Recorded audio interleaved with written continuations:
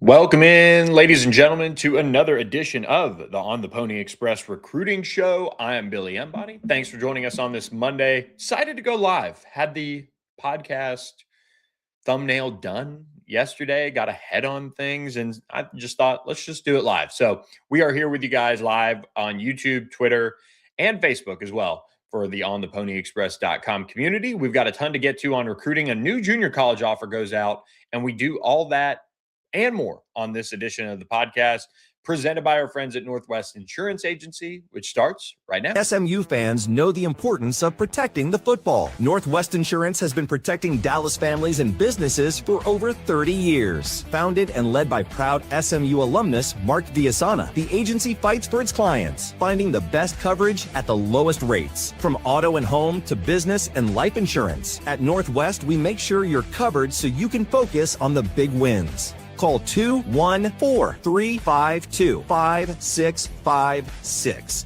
or visit us at nwagencies.com. Northwest Insurance, coverage that's always a victory. Pony up.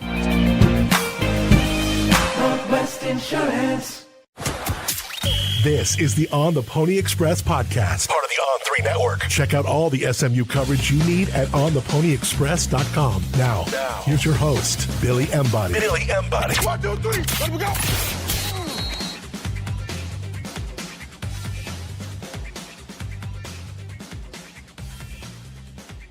Welcome into the recruiting show. Thanks for joining me. I'm Billy Embody. We've got a lot to talk about today as I've been working the phones all week, catching up with SMU coaches about the guys that they've signed in this 2026 recruiting class. Going to kind of share some of the takeaways that I have on this recruiting class from the coaches, as well as share my own takeaways about maybe what went right, what went maybe not according to plan, maybe what's not a big deal, maybe what is a big deal. We'll do all of that and talk about a new junior college prospect that SMU is targeting. We do that and more on this show, which the recruiting show is presented by our friends at Horn Legend.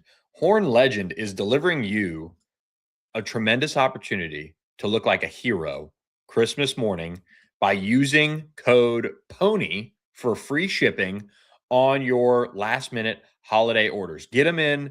The SMU collection is just outstanding. You could even do the Children's Health collection as well, which helps you benefit the Children's Health world for SMU's collaboration with them. They've got custom polos, pullovers, and more on that respect.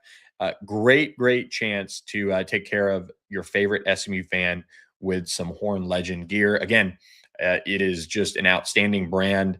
You guys know it. I've said it before when talking about apparel. I'm a sweater. It breathes. It helps me stay cool. Even though it is getting cooler around Dallas, it is still a process to stay nice and cool. And our friends at Horn Legend make some unbelievable gear that you guys should check out. Give it a try. Again, code PONY gets you free shipping. And then if you need to return it, you can easily do that, as well as their return policies. Simple to go through. So appreciate them for supporting the recruiting show. Let's get into this 2026 recruiting class for SMU. Ranked in the top 25 in the Rivals industry ranking. They are sitting there with 23 signees now. Great situation to be in for SMU. That's a good number. I like 20 to 25 every single high school class. I think once you start getting into that 25 to 30, unless you're, I don't know, it just seems like a number that could be used elsewhere on some players that can more so help you right away. And so that's why I think the 20 to 25 is a nice number. And SMU did that this cycle, but they could be going after one more. And let's lead off with that. And a new prospect to keep an eye on is Jarquez Perry. He is a junior college prospect at Itawamba Community College. He just wrapped up his freshman season over there at one of the more well-known junior college programs in the state of Mississippi. He's a Grenada, Mississippi native, a true freshman in the junior college ranks. So that is something worth noting. He would have, in theory, 4 years to play 3 of college football. And he had an all-conference season as well out there playing for Itawamba. And check out the highlights here. And this is a really intriguing outside linebacker edge prospect that we're showing you some clips on as we get into it here. And he can play, on the edge, can line up a little bit inside as well, but also maybe a little bit off ball backer. And that's something that I think SMU, if you want my opinion here, just right off the bat and what this offer means, I think they look at him as somebody that right off the bat you can see contributing on special teams. You can see his body type be one where you can move him around a little bit, be a different versatile piece, and at the same time be young enough that you can have him for multiple years and get him in position to be a real big contributor down the line. I think his size is something that stands out. He moves pretty well in space for his size, 6'1", 245. So, most of the time you'd see him be kind of a true thumper in the middle of that linebacker unit, but primarily came off the edge for Itawamba and added 26 total tackles, 4.5 sacks, 8.5 tackles for loss, 13 quarterback pressures this season. And he's going to be somebody that now SMU has on the radar. And keep an eye on him. And the offer went out over the weekend to him. And I think when you look at defensive body types, and this is my overall train of thought here, without having talked with anyone about, hey, why do you offer this guy? Even though, let's say, programs like Jackson State, programs like Jacksonville State, Western Kentucky, and others offered him during the fall. Well, now SMU, Arizona State, Kansas, and I think maybe one other have come into the fold as a power 4 offer here in the early goings of December. Well, now you have your class filled. You have everybody signed. So what you can do with this here is you can play with the numbers a little bit and say, okay, SMU, if you look at 2024, they had some really nice pieces for special teams. They were able to have guys that, just in general weren't going to play as a linebacker for SMU. And they weren't going to play on the field in the defense in that position. Devon Celestine was added at the defensive back position. Terrian Lee was added at the linebacker position. Those ads were special teams based. I mean, that's just what it was. And so this is somebody that could run down on kickoff and play with physicality. He can add a little bit of versatility if he were to get defensive snaps. And I think that's where SMU is looking at the junior college ranks and saying, yes, we can get a difference maker in David Chukwumeka and Tavion Atkinson. And at the same time, go after somebody late here like a Jarquez Perry, and we can maybe address some needs in the transfer or in the junior college ranks on special teams and roster building depth guys that have the physical makeup that you need to hold up and play teams and upgrade in that respect. And I think that's a really fascinating piece to keep an eye on here as they go through the recruiting process now with Jarquez Perry, who I'll be hoping to catch up with here soon. We already follow each other on Twitter. I've always been fascinated by Mississippi recruiting, even before my ties to it earlier this year, because it is underscouted, resources are slim, and it is hard to get to.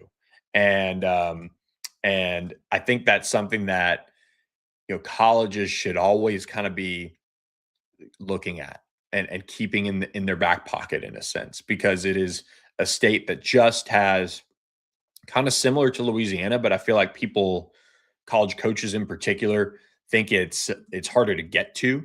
And, I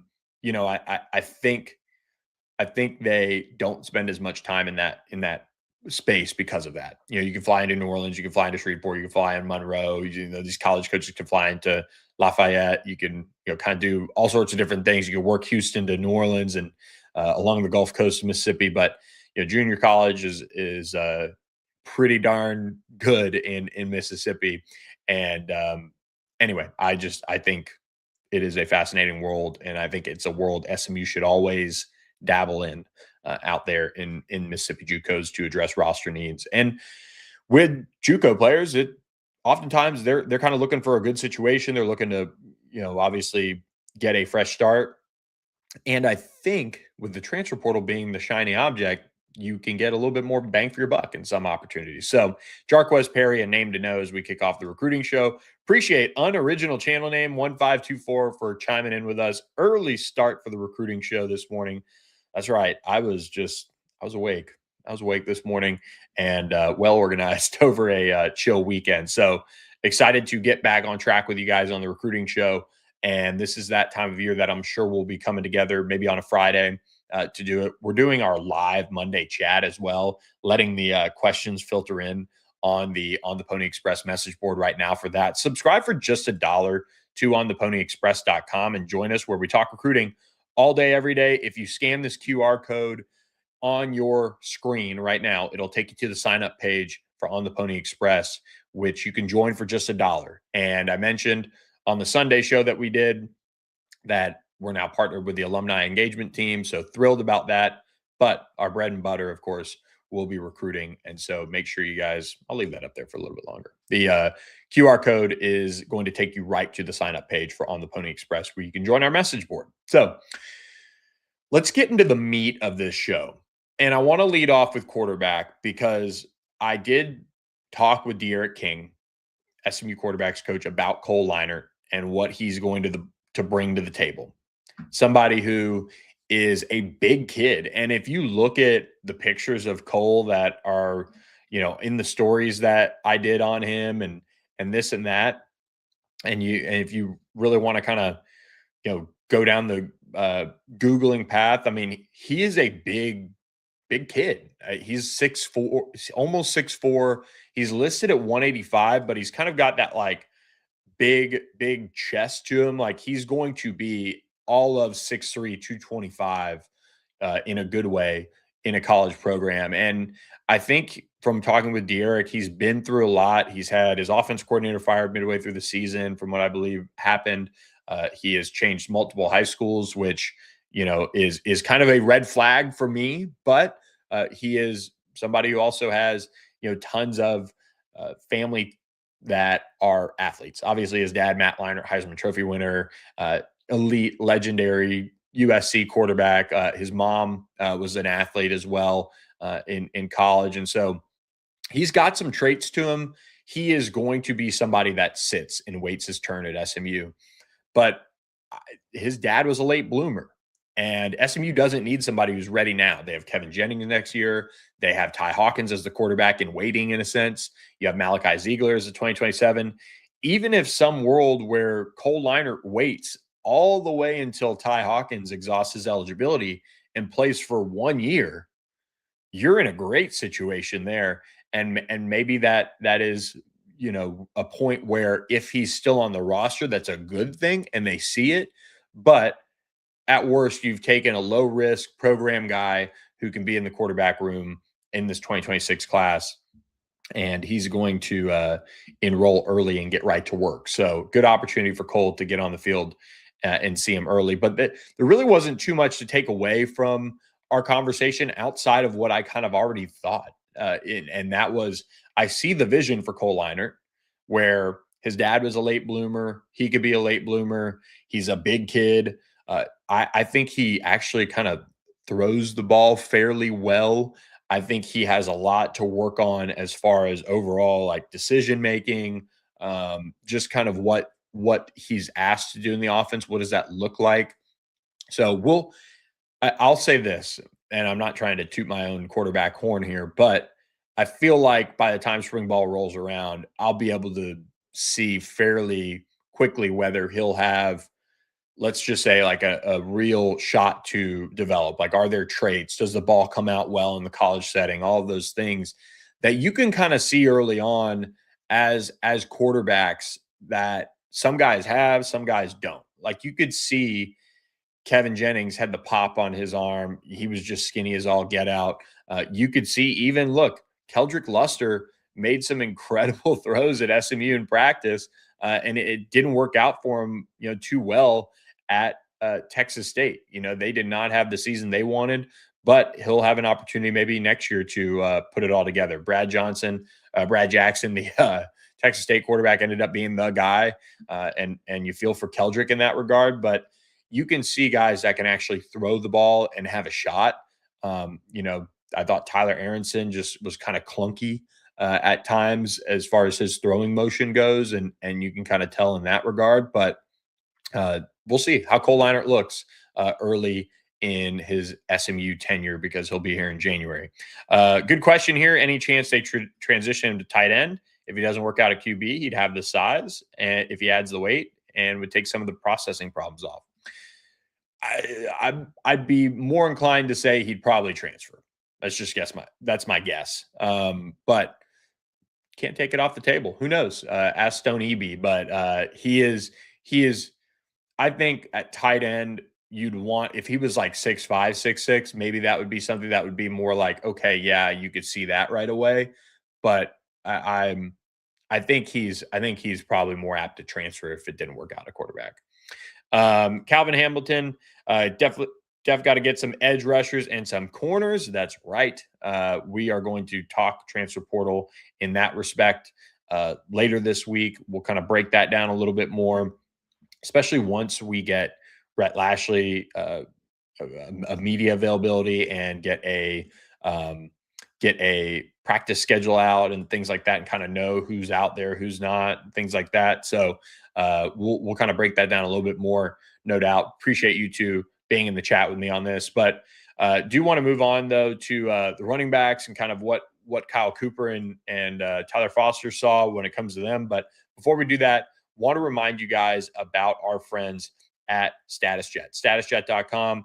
Again, reach out to them and plan the trip of a lifetime, maybe out to San Diego for the Holiday Bowl. They can get you in, they can get you out, reasonable price on that, and take care of you with the discount on your round trip flight when you mention On the Pony Express. So go to statusjet.com for more information on that and how they can help you, of course. And also want to remind you guys about our friends at Game Time. GameTime.co is where you can go to get your Holiday Bowl tickets. It is the perfect time to use code ON3 when you create your account for $20 off your first purchase. The Game Time app is super easy to breeze through and breeze around.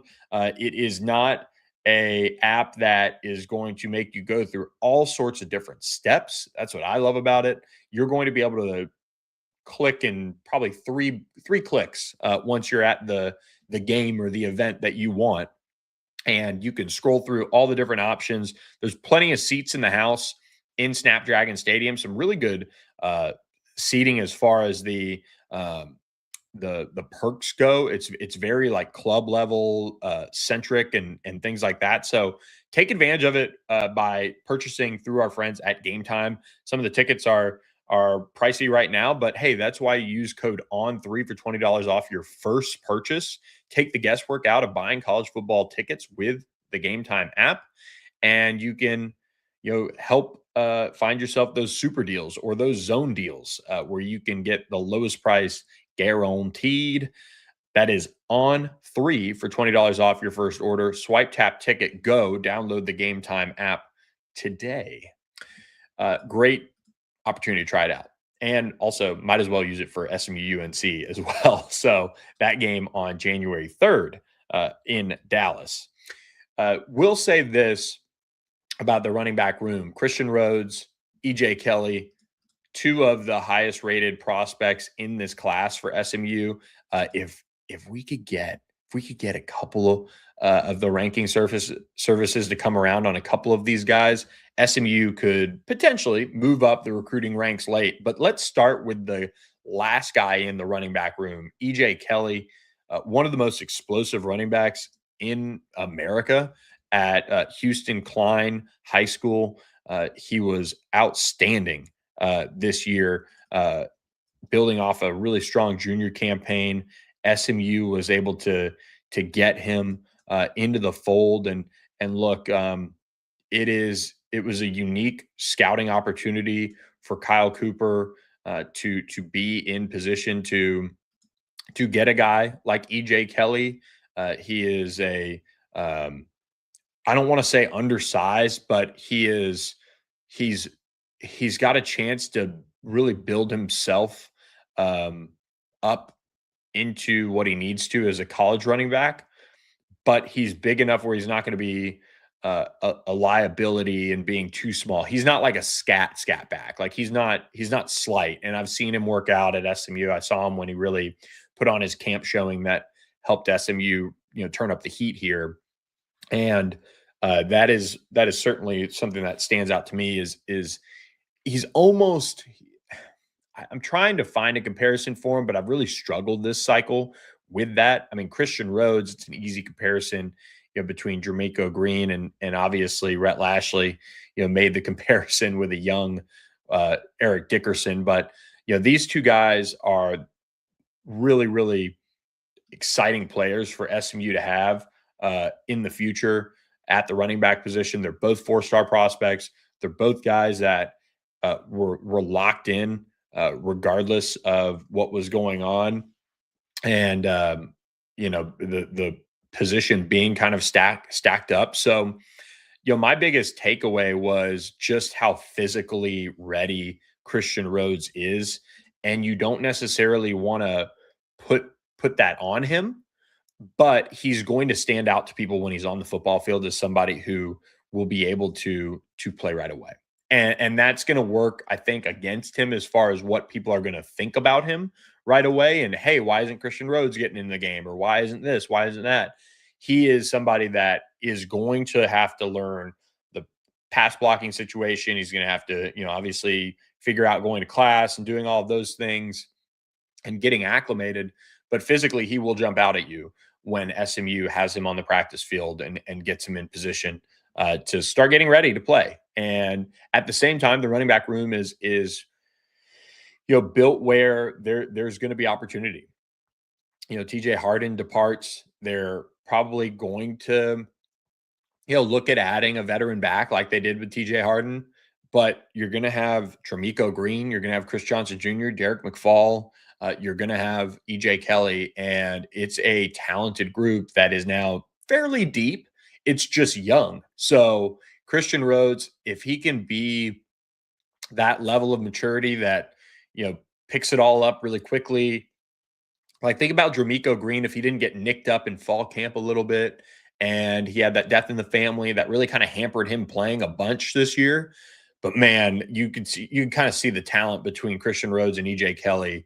And they're really excited about this running back room that is now like really fun to think about. Now, this upcoming year, with what they have coming back on the offensive line, you have to think that this running back room, I mean, SMU should have 1,000-yard rusher this year. I mean, in my opinion, and that has nothing to do with the recruiting class and who's going to be, toting the rock, back there. I just think the offensive line, coupled with the talent, TJ Harden had 750-ish yards on the ground this year. You push that to the next level, get 1,000-yard back like they had last year with Brashard Smith totaling 1,300 yards. That'll make a big difference. SMU rushed for 2,300 yards last year. This year, 1,600.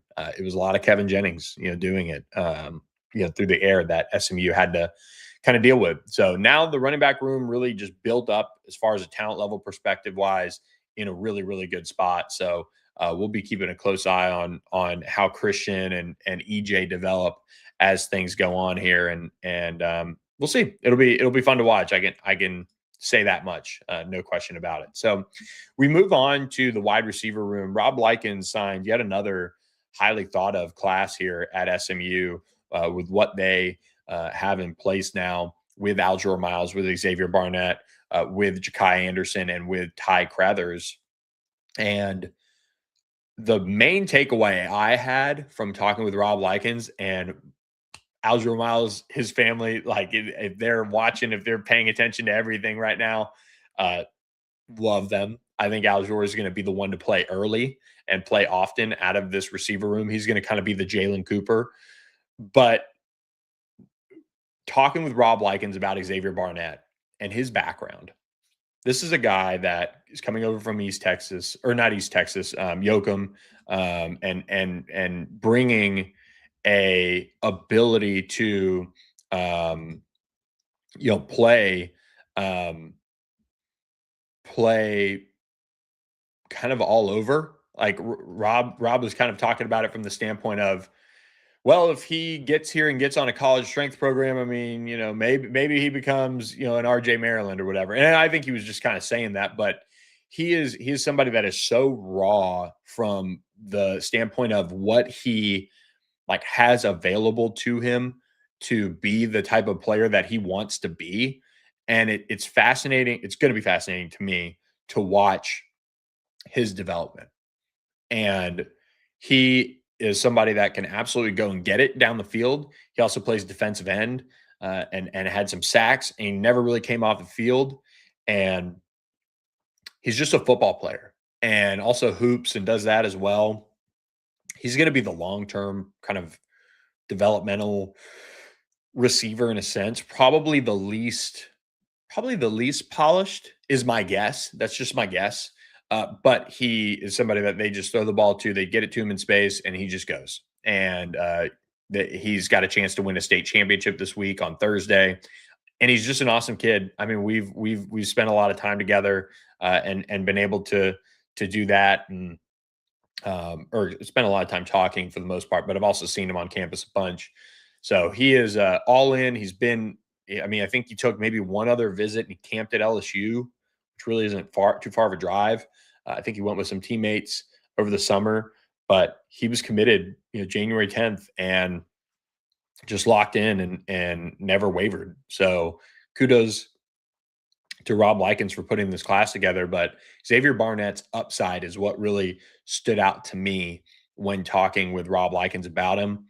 I think he's somebody that I think the rankings should kind of take another look at, because he is so just raw and talented and doesn't necessarily get the buzz that other players will, because they're not on big high school teams, or they're not this or they're not that.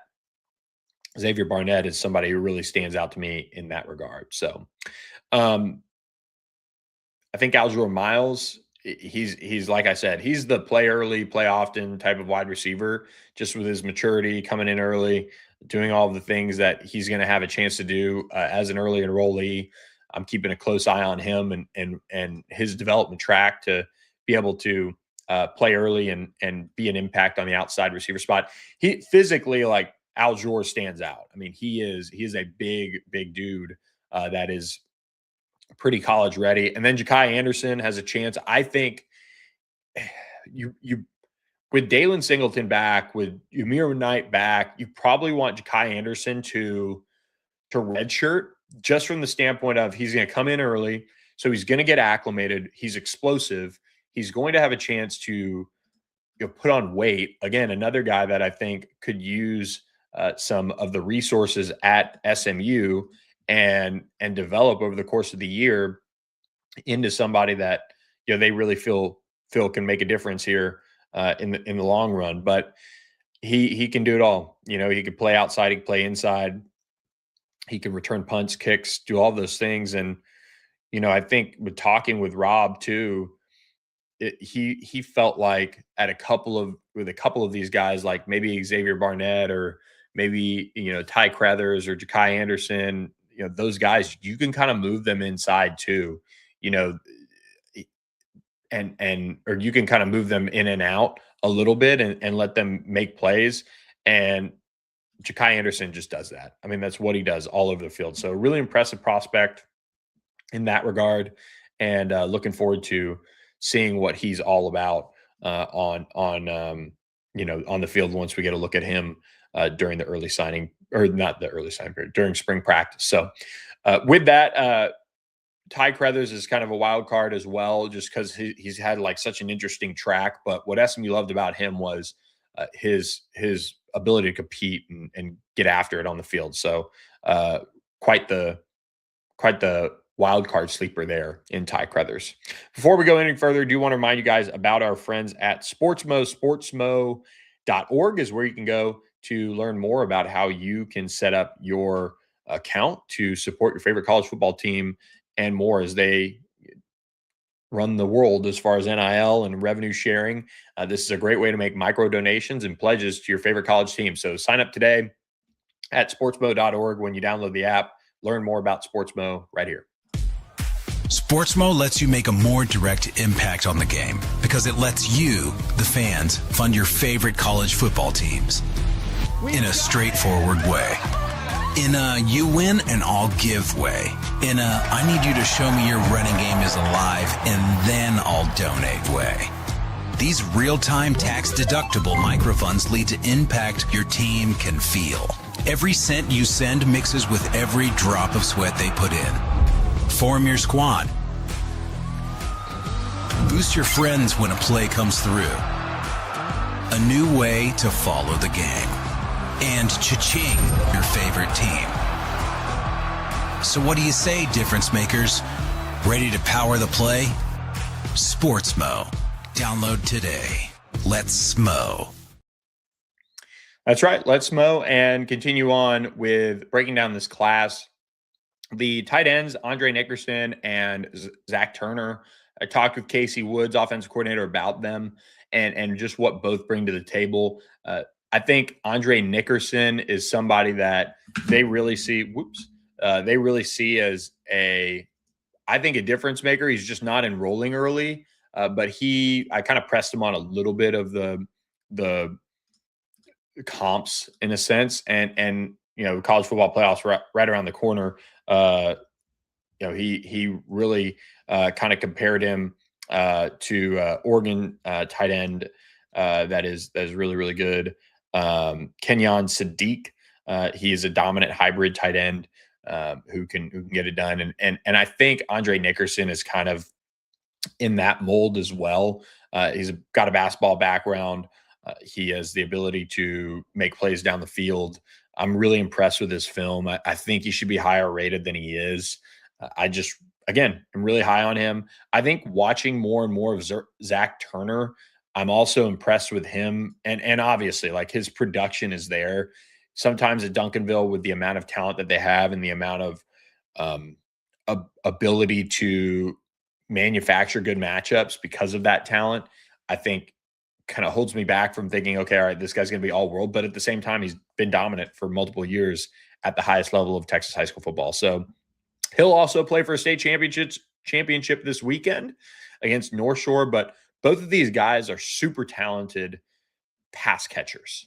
I think if SMU could find a way to get them on the field, that would be the role. And if they can both add the necessary weight to play kind of along the line of scrimmage, that is going to be the question I would have, is can they do that and get into that one. So this is a position that is absolutely going to be a 1 to 2 guy difference maker position in the portal. You need Kevin Jennings to have a good tight end. We see what he can do when he has that and when they're working together well. So they've got to use the portal in that regard, but they will have Zach Turner on campus early to help out with that.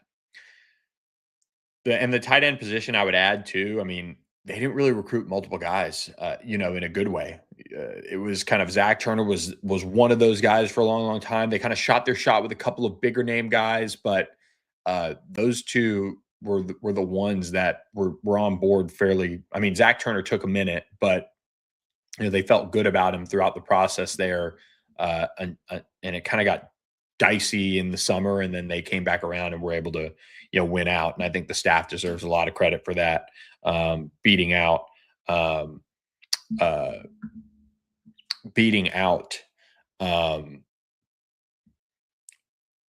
Miami and Oklahoma. And sorry, this is what is fun and also interesting about doing this. It doesn't impact SMU, but a Texas native is entering the transfer portal, and it is Florida quarterback DJ Lagway. So quite the conversation there for your Monday SEC news dump from our own Pete Nakos, the former 5-star, is going to look at his options and see what happens in Gainesville as well. 2 years of eligibility. Incredible. Really interesting stuff there. But I'll tell you what, it is an offensive line position for SMU that was also incredible. Garen Justice did an outstanding job. I shared some assessment on the offensive class at ontheponyexpress.com, and I hope you guys enjoyed that. I'm going to do it for defense this week, but this is a this is an offensive line class that took probably 3 full years to recruit and develop and win out. And I frankly, I talked with Garen Justice last year and kind of off record. Well, we were on the record about the offensive line class and kind of what it was looking like it could be on 2026. And I just said, look, you see, without naming specifics, seems like you've gotten, so many guys on campus and you've gotten a jump start on it. He's like, we feel pretty good about being able to sign, a really good offensive line class. And that was kind of the paraphrased overall conversation we had. And sure enough, they did it. And he deserves a ton of credit. The big three, I would say, Papunga Katoa out of Euless Trinity, a win over Texas A&M, Oklahoma, and others in Texas and TCU weren't even in that one, despite him checking out those programs as well, because of the way SMU recruited him from a relationship perspective. Trinity High School and the Tongan community is just really, really high on building the right relationships. And Garen Justice and the staff, Jake Longy, did that. And then you get into, somebody who I don't want to say shocked people, but kind of shocked people. Drew Evers committing to SMU when he did, coming off of his Texas A&M official visit, and had been a favorite at Ohio State and had visited LSU, and SMU was the first school to get him on campus. They went out in that one. And I think I said it throughout the recruitment of Drew Evers. Drew Evers is the type of player that, with SMU being in the ACC, with SMU being successful on the field, that you have to win recruiting battles for. If you're SMU, he is in Dallas. He has even ties to the program. He's a great kid. He's got athletic ties and been around the sport for so long. You have to find a way to win this battle. And you have a staff and you have a recruiter that has been there on the job since he was a freshman. And they went out and get him. And that is just a huge deal for them to do that. And we'll, see if he can see the field early and do all those things. But, SMU made a big move by landing him.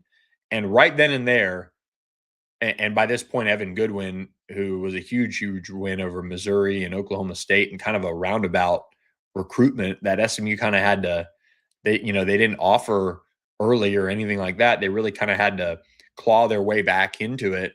And they got him on campus for a spring visit, and it paid off in a huge way, and it kind of teed him up. But, this offensive line class and Evan is a huge literal piece to it. But the success of recruiting this offensive line class was always going to be judged by how did they do with the kids that they offered early and went after throughout the process. Because there's no better ambassador now, you could argue, in this class than Evan Goodwin. And he is just all locked in with SMU. And he is a huge win.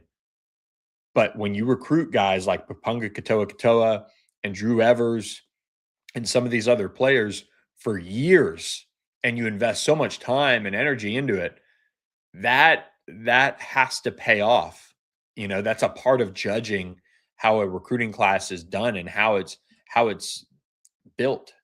And Garen Justice just knocked it out of the park with those three guys this summer and built good enough relationships that when Sam Utu decided, hey, I'm going to reopen things and I think SMU is the place for me after committing to Alabama, that was awesome. And it was all relationship built. And the backstory that we're going to drop on the Pony Express on that one is just really kind of wild. But then you get Max Wright from Melissa, Texas in the boat too. And you add a late offensive lineman from Texas who is a projectable tackle. It's such a good job by this staff to manage it to get it done. And there are guys that, went elsewhere. Zayden Crimpin and SMU kind of had a mutual, they were hot early and then it didn't materialize. You had John Turntine kind of in the same boat. SMU, I think, was one of the first schools to offer Felix Ojo. They had Dejon Moore was a guy who took I think maybe he took an official. Maybe he didn't end up taking an official, but kind of in that same boat where you had some, thought that he might end up in the class, but you got your top two targets, Drew Evers and Punga Katoa throughout the last 3 years. And then when you realized where things were going with Evan Goodwin, you got him in, and then you had two more high school pieces. So awesome job on the offensive line front for SMU. We're rolling through this podcast. It's going to be a long one. And speaking of which, if you're listening to this later on, you might want to try our friends at Los Charros and maybe have a margarita at the bar and throw it on your laptop and listen while you enjoy some of their incredible fajitas that they have to enjoy. I also had I'd have to pull up their menu, but I'll pull it up for you guys to share what I had with you when I went in there the other day. It was off of their Pony Express entree list. It was outstanding. I'm trying to find it now, but really, really good. They do just such an incredible job and putting together a great meal for you guys to enjoy over there on Hillcrest Avenue, Los Charros Tex-Mex Smokehouse. It is in the Graduate Hotel. And one of the best things about them too is that they pour Socorro tequila as well. You can find it there and try it. And our friends at Socorro are the perfect stocking stuffer in a sense. If you want for this holiday season, you order 3 bottles or more and you get free shipping. Great deal there to get that. I had the Dandy Don on the combos plate. That was what I had at Los Charros and washed it down with a little Socorro tequila as well in my margarita. So check out Socorro tequila. Again, free shipping on 3 bottles or more. Go to socorrotequila.com and also just pull up to Los Charros. I think we're going to do something after the basketball game with Central Arkansas in town on Sunday. So stay tuned for more details on that. Just kind of floating it out there to you guys. We'll get it locked in here sooner rather than later. Let's turn to the defensive side of the ball. And as I sat there and looked, 40 minutes into this podcast, I thought, oh gosh, we've got a ton to get to. Well, we do and we don't. And on the back end, I'll lead off with Deuce Gilbert because I chatted with Ricky Hunley, SMU pass game coordinator, on Sunday. Maybe it was Saturday. Might have been. I think it was Saturday because it was really cold on Sunday and I couldn't have walked with Jack when I did it. But Deuce Gilbert coming into the fold, a recruiting win over Oklahoma, and somebody who I think has been, a long time SMU target, multiple years. I think he got his offer. Man, it's been a while. It might have been junior day after his sophomore year. Could be wrong on that. But the North Forney standout was a big target for SMU throughout the process. They're really high on his ability to develop into a well-rounded corner, both in man and zone. Talking with Ricky Hunley as an early enrollee, they're really excited to get their hands on him as far as playing more press man, which, SMU does and SMU also doesn't. But, North Forney was able to kind of put him in man-to-man situations because of his speed, also put him in zone. They also even played him at wide receiver, and because they needed some juice on offense as well. So that always is nice to see when you look at your defensive backs and look at them through the high school process and you see them play both sides of the ball, and that is a big deal. That's always a nice indicator. It was honestly before Markel Ford kind of went to Oklahoma, signed with Oklahoma, when he came back after kind of a roundabout eligibility thing and transferring and kind of a mess of an offseason for him, he was playing on the offensive side. And I was like, oh, maybe they do push to hang on to him. They end up letting him and Braylon Edwards kind of walk and knowing that at the safety position, they needed spots and money available and things like that to go after, somebody like big time in the transfer portal to impact that safety room and play alongside Bam Man Polly and Sile Reyes and some of these younger guys that are going to be out there, and Jaden Miller Jones and Kyron Chambers and guys like that. And so they didn't sign a safety. And SMU's class in that respect, I mean, it's a failure, to not sign one safety.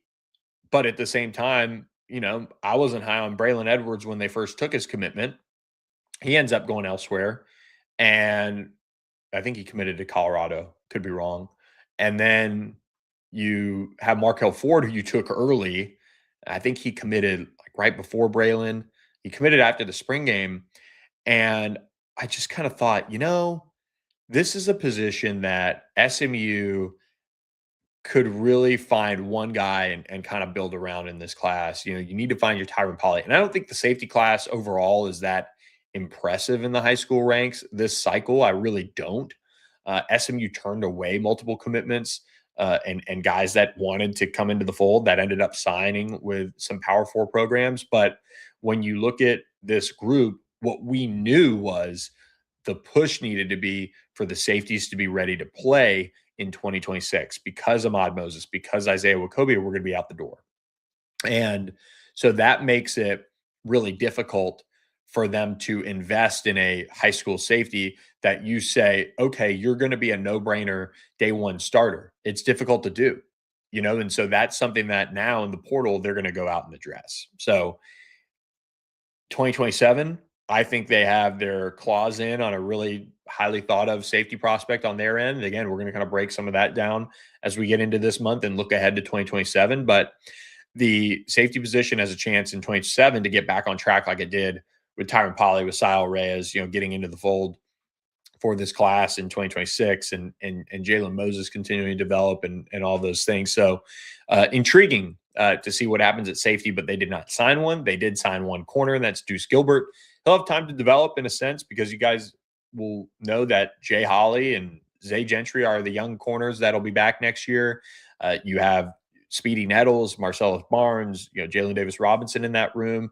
They'll probably bring in another transfer corner to kind of upgrade that position. We saw what happened when they didn't get one more corner this year. They really had to move guys all over the place.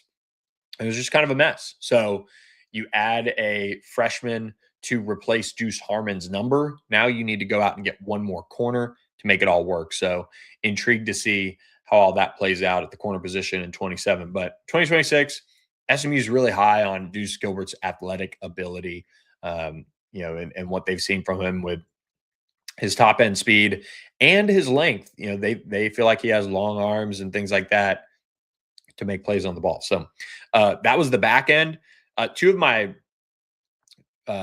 the prospects that are favorites in very different ways. SMU getting Kenneth Goodwin the way they did with that whole drama-filled approach with Markel Dabney and everything that happened in that respect. And then Isaiah Young, who's one of the most locked-in guys on this team, probably he's just a great ball of energy. And he signed with SMU out of San Marcos. And this isn't supposed to be a full-blown class breakdown here as far as like how did SMU get these guys or whatnot. This is more about what they have, coming into the fold. And Isaiah Young is somebody that, in talking with Maurice Crum, he really feels like they have somebody that can play all over the place as far as the on ball or the on the line of scrimmage play that he's shown with San Marcos this year, and also the off ball play that he's shown with San Marcos this year. It's all there. And I think that's really intriguing as far as what they look for in a linebacker. His ability to rush the passer was something that they really liked about, Isaiah Young and what he brought to the table in that respect. So that was kind of interesting as far as what they look for and what they keep an eye on as far as the high school prospects and what they watch for.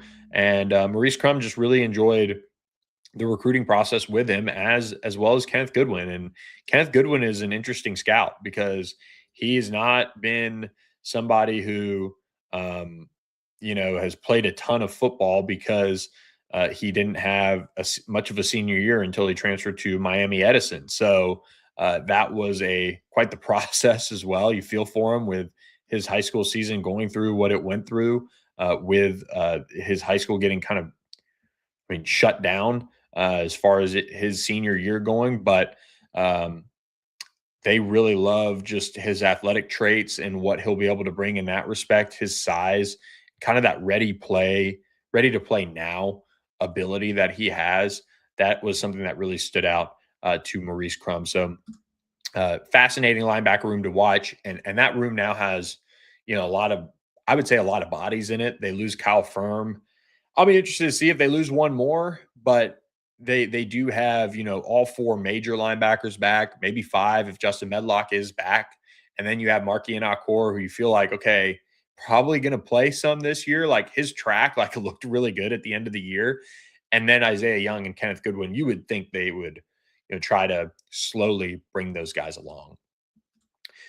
When I look at this defensive line group, and I talked with Calvin Thibodeau, haven't gotten a chance to talk with Sam Dunham. He is a pretty big deal. He was named to the AFCA under 35 under 35 list. So congratulations, Sam Dunham.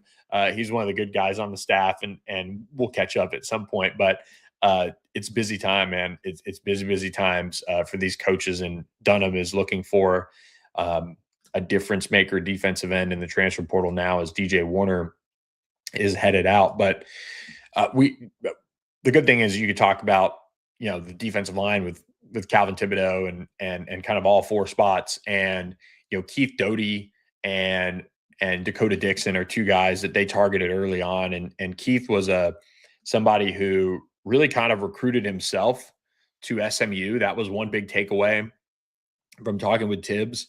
And just watching that process go through and watch Keith Doty legitimately.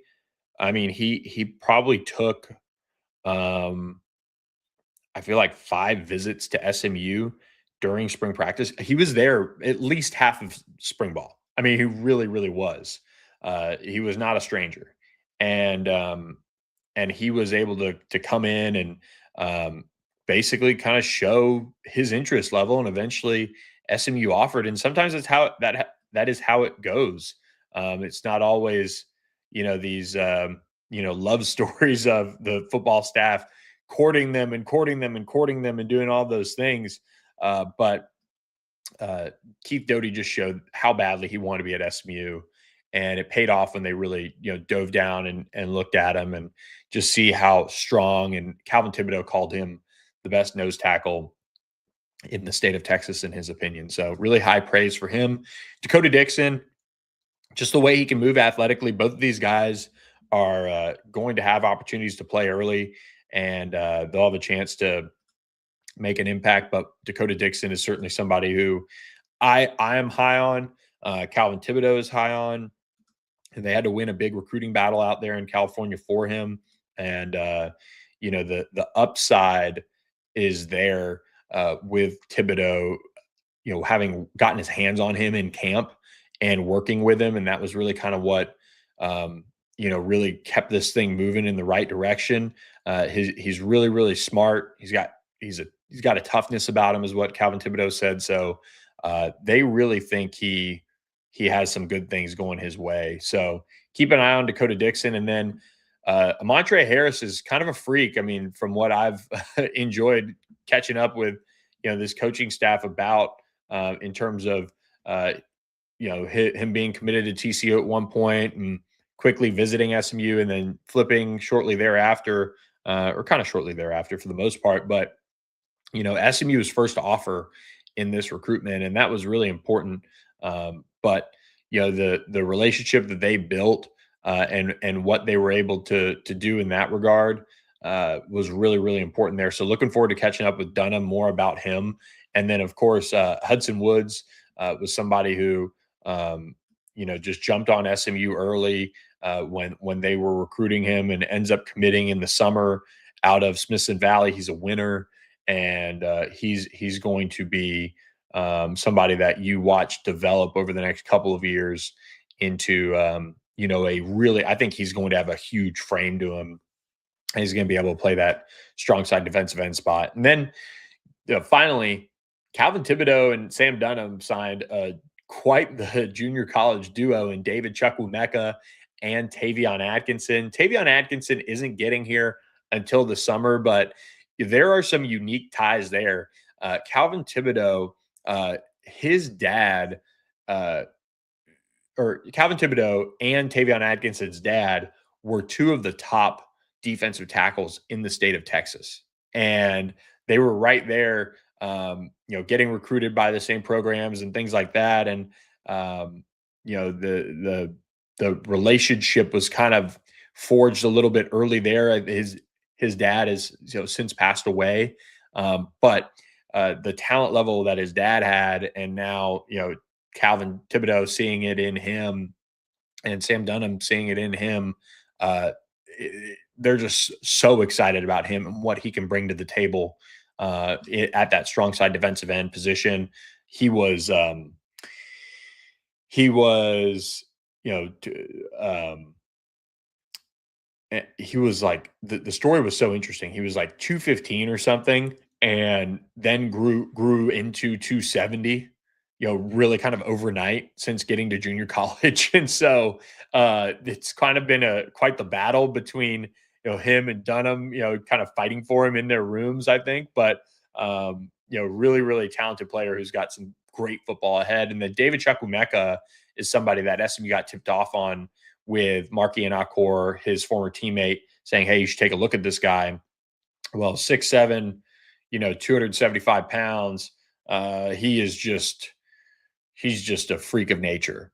And what he's going to be able to do from an athletic perspective is very elite.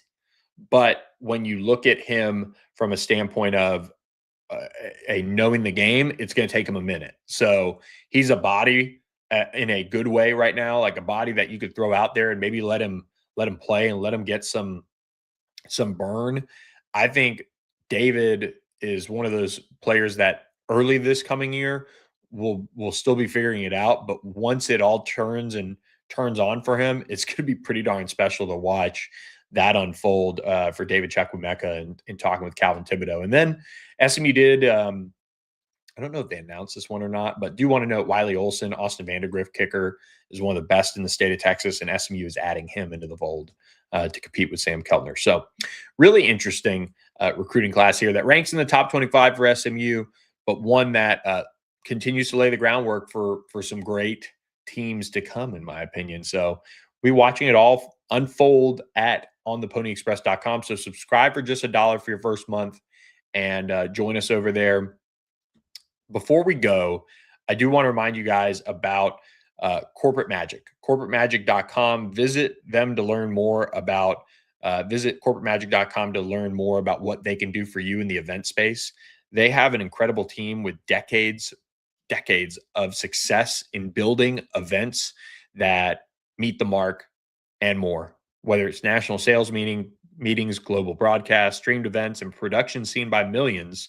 You should trust their expertise to get it done for you at a high level. Big stages demand a partner who know how to perform when the stakes are high. That is a Corporate Magic. So visit corporatemagic.com for more information on how they can help you and make your event the place to be and one that is memorable for years to come. Do want to end on this, and then I'll let you guys go and get out of here and get back to work on this Monday. It's 9:30 after all, everyone. What went right? What went wrong in this recruiting class? I think what went right, I think for the most part, SMU did a really good job of identifying players early, and that was their group. And they didn't waver from that for the most part.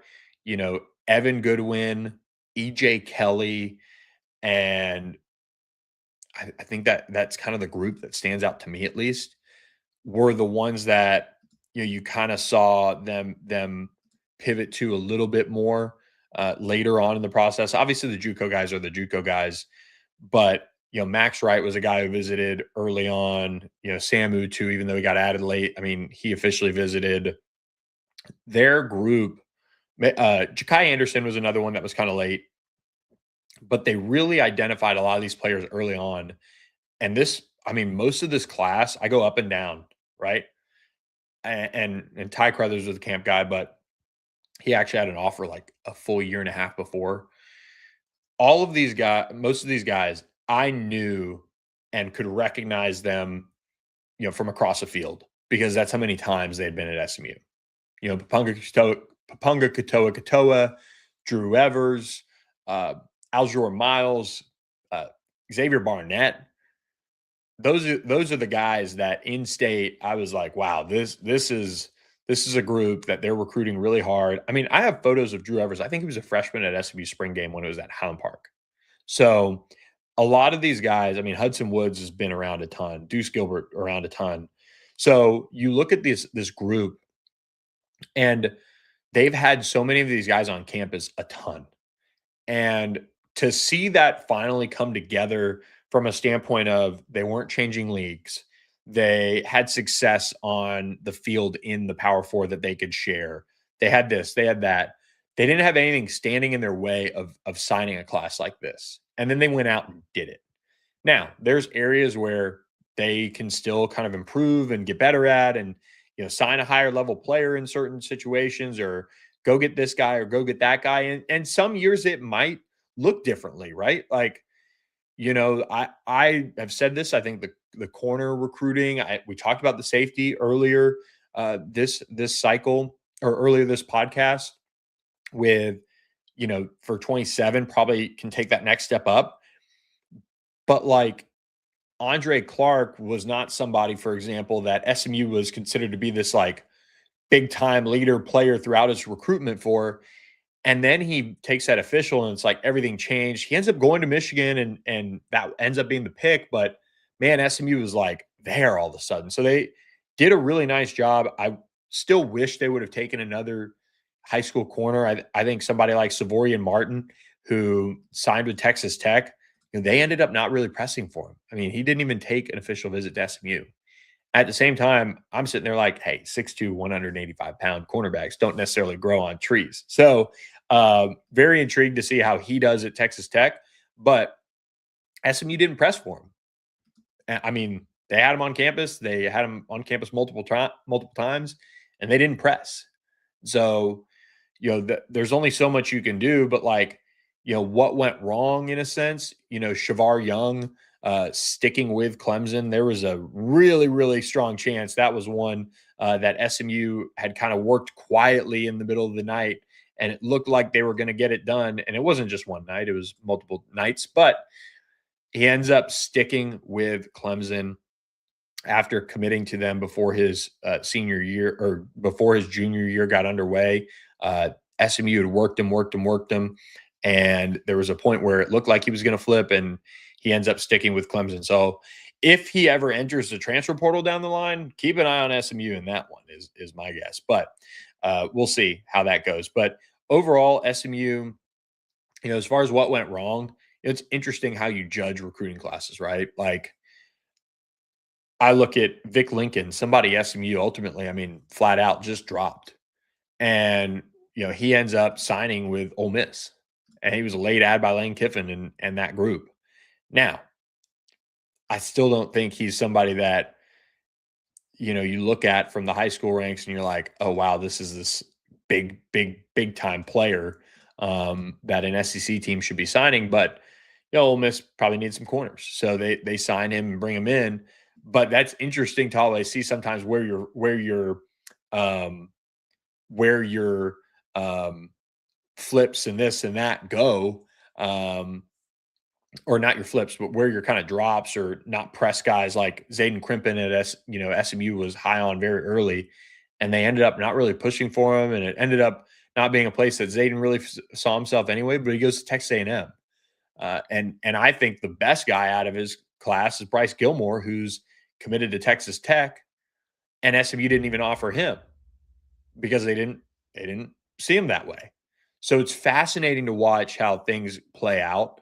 And then we'll look back 2-3 years from now and say, oh, wow, look at how that played out, or look at how this played out, things like that. So, but that was kind of a long-winded way of saying, I think the secondary was a really interesting class. I thought there were a bunch of options SMU had. Deuce Gilbert was one that they worked really hard for. He was at one point committed to A&M. Then it was SMU, Oklahoma. They went out, huge recruiting battle win. But I just also feel like there were a couple guys like Jordan Deck signed with Michigan. SMU got him on campus a bunch. And obviously Michigan's Michigan, but wasn't able to kind of turn the corner there. And I don't know if SMU turned the, like gas on there. I know that SMU's top safeties in the state of Texas were Donovan Webb at Panther Creek and Braylon Edwards, at least going into spring practices. And Markel Ford ends up being in there, and they take that commitment and see where it went. And, it ended up not being a deal for them. So they had a bunch of different secondary guys that they could have taken or pushed for. And, they were very particular knowing that they need to address corner and safety in this transfer portal window and things like that. So other than that, I really don't know what else went wrong. I mean, it was a really good class for the most part. And SMU did a really nice job. You always want to be able to sign a 5-star at some point. It didn't happen in this class, and we'll see what they can pull up with 2027. But really good class as far as what SMU wanted to do and get accomplished. So we appreciate you guys listening to this long-winded recruiting show, but it's been a fun one. So I hope you guys enjoyed it. We'll be back later this week as we start to break down what's going on the field for SMU ahead of the Arizona game in the Holiday Bowl, and we'll talk some transfer portal and recruiting later this week on the Pony Express podcast. Thanks for listening, everyone. We'll catch you next time. Thanks for listening to the On the Pony Express podcast with Billy Embody. Follow us on your socials on X at SMU on3 and on Instagram at on3SMU. And keep it locked to ontheponyexpress.com for more coverage.